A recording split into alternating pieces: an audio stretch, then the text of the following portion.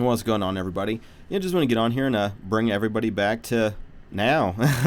Appreciate y'all being here and vibing with me for a bit. Today I want to talk about really keeping your focus on the new creation, the new, really kind of experiencing reality in a new way, and really letting go of like the old paradigm of fear, separation, torment, basically. Once you really start to experience more of this flow of reality really functioning more kind of like a mirror, and with that, perfectly mirroring what you're stewarding at the moment internally in your relationship with God at the same time. And with that, really starting to look at everything through a different kind of mindset.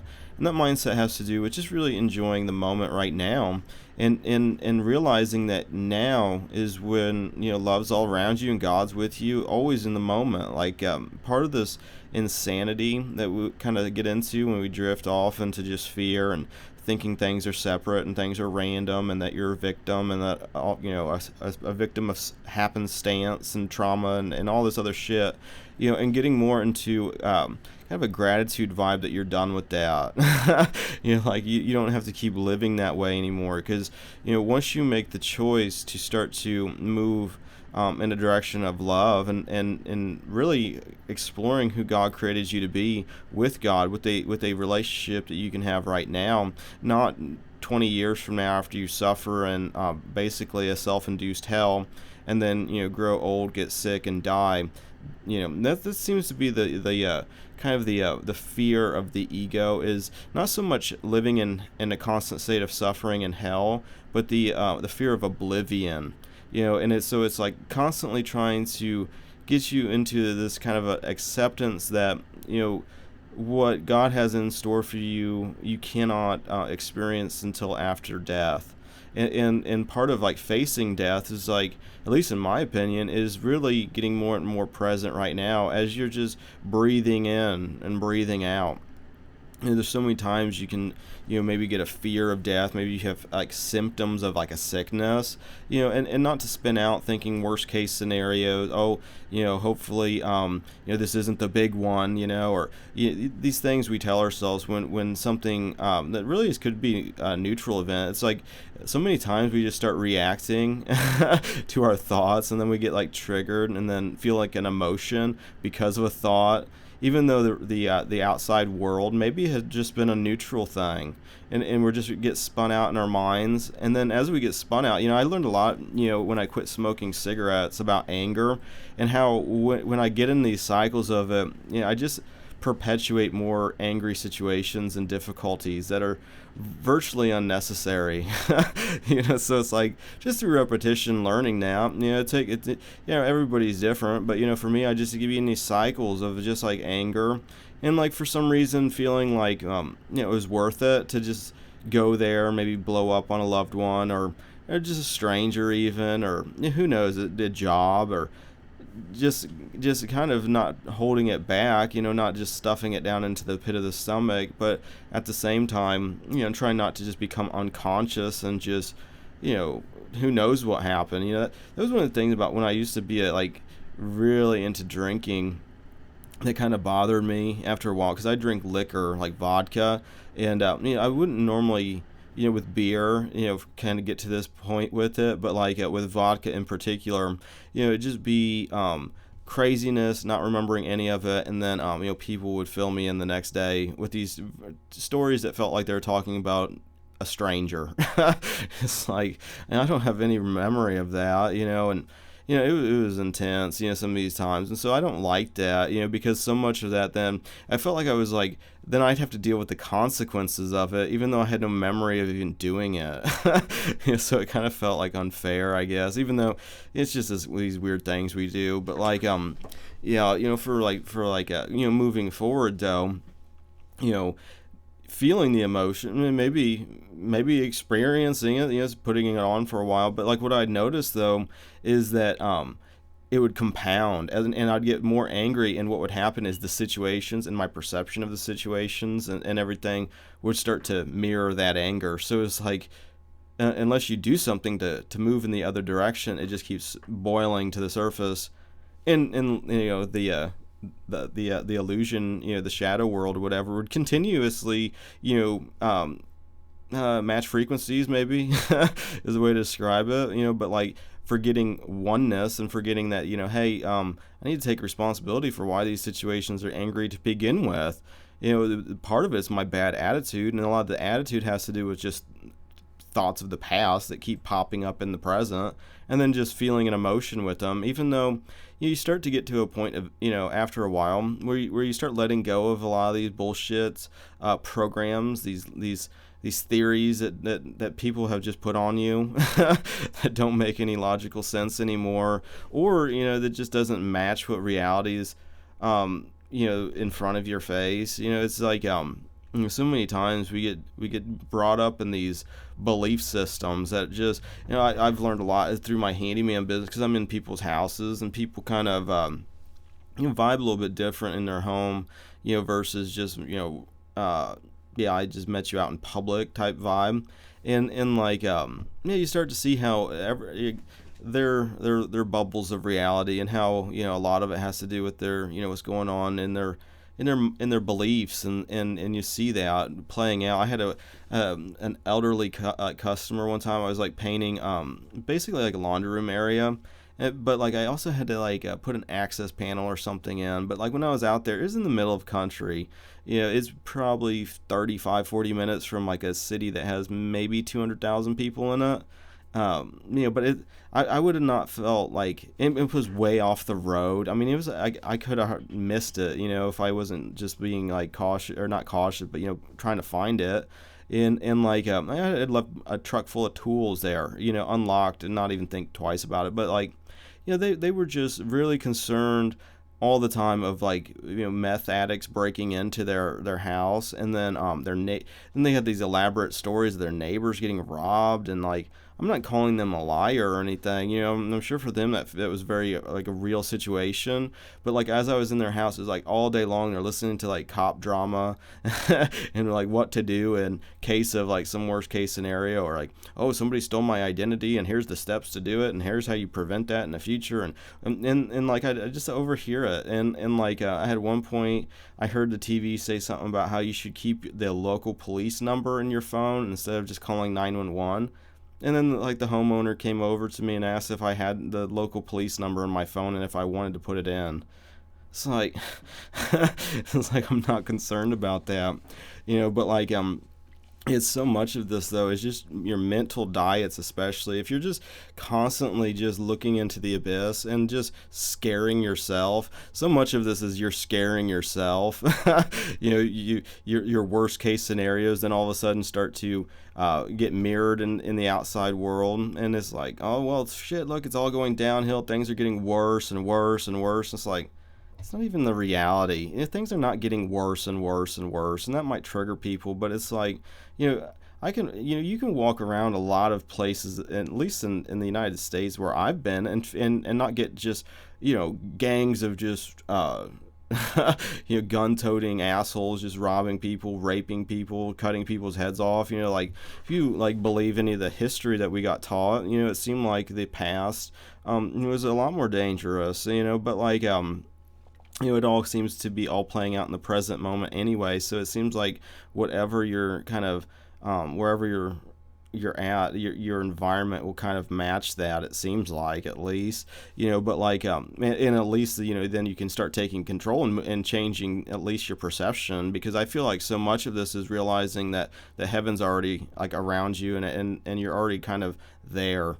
It's just it just seems like a change in your attitude towards the outer reality, and with that, just changing how you're judging things. And like I've noticed this more as I've become more grateful, and this has been more deliberately, moving in that direction, because, when you're spinning out in anger cycles, and it's just another flavor of a fear cycle, basically.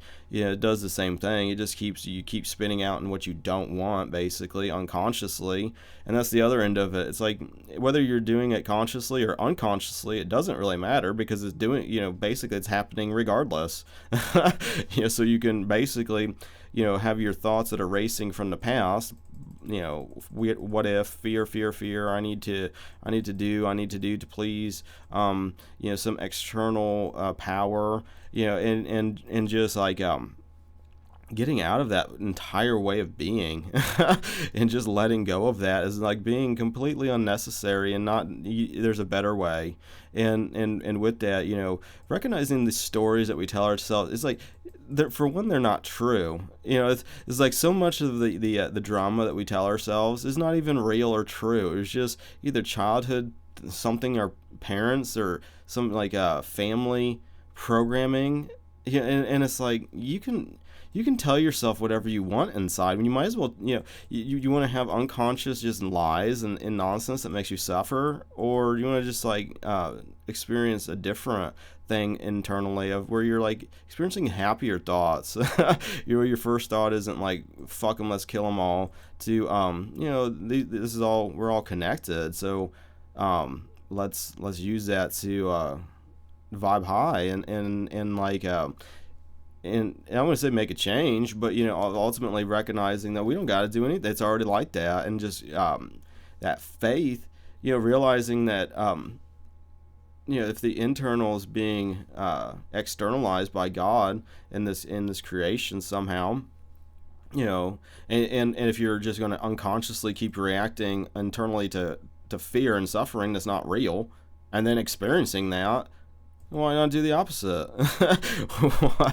Why continuously suffer unendingly in the moment when you're actually still and just breathing in, getting out of the concepts of linear time, and vibing more on the the vertical dimension of reality, of just raising your frequency, which is basically just letting go of fear, which is not even real. And realizing God loves you right now. I mean, you don't really have to continuously, having the thought that you're not good enough. Jesus lives inside of everybody. It's just, you just got to ask. It's like, you feel it. You feel that energy. You feel that energy right now. That's for you to feel. It's really the shit that's coming up that's preventing you from fully realizing it. It's like it's already been done. What you want is already the reality. It's as you believe that, then it will start to mirror out more and more. And so it's like you change that inner story to have one that's connected with God, with your Creator, with infinite intelligence is maybe a like a less triggering way to say it. It's just there's like a dynamic, there's like a relationship that you can have with this I don't know, it's just with love, I guess. I don't know how to describe it. And that's for you right now. It doesn't have to be, you got to strive and do whatever for however many linear years, and then you can have some relationship with some external thing. It's like part of it. It's like the seen and the unseen, but it's like the other end of it then too. It's like you get shown what that stuff means. And it's like as you change the inner, then all of a sudden, without effort, without anything, God just shows you this new layer, this new thing, and then you like go within, you start to, trying to figure it out, and a lot of the figuring it out is just like from already having a confused mind. So it's like as you become less confused, you get less and less of these past thoughts, and your mind starts becoming filled with more of a future thought of expansion, and like, okay, well, if I'm choosing not to do anything, I can keep recreating the past, suffering, fear, and separation, or I could consciously choose to think more thoughts that God would have me think. It's like that's the other end of it. It's like you aren't in charge of the process of life. God's in charge of things. You don't got to worry about it. You don't have to be. You just got to trust that God's just doing it. Every breath you take, every beat of your heart. It's like your immune system. It's like so much of these things. It's just. You just trust that God's doing it. And and the thing too is like if you get something urging you to move in a different direction, maybe, I don't know, to take some sort of a medicine, or take, whatever God's nudging you internally to do. It's really getting out of the idea of like listening to outside sources as like they're on a pedestal. the source is inside of you. The kingdom of heaven is within you. So it's like a lot of times you feel good or feel some like what do you say, resonation. It resonates. If what's going on the inside, what God's been nudging, that small still voice that when you're still you can connect with, and realize that God's always with you, because God's always in the present moment. he's not somewhere else. It's like always now. And the rest of it is, so much of it is just illusion, and then we get spun out in a thought, and then we get then we go on this tangent, and then we just repeat these loops. It's almost like practicing an instrument. After a while, you start to realize it's like, hey, I'm in a loop again. And it's like, oh, okay, well, how do I get out of this loop? And especially when that loop isn't like loops of joy.